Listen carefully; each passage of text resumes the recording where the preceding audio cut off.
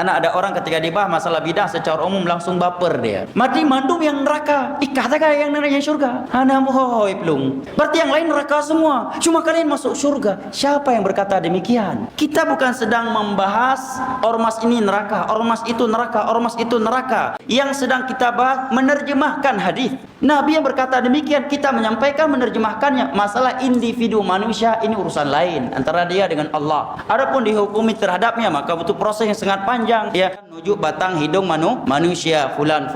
Ini baru ekstrim. Kan kita cuma wa kullu bid'atin dhalalah, itu bahasa hadis. Kalau memang enggak boleh diterjemahkan setiap bidah yang sesat, tolong bantu saya terjemahkan hadis tersebut. Fa inna kulla bid'atin dhalalatun. Coba terjemahkan dengan terjemahan yang hikmah dan memersatukan umat. Bisa. Wa kullu bid'atin dhalalah. Setiap bid'ah ada yang hasanah, ada yang sesat. Bisa. Ya kan? Wa kul ini adalah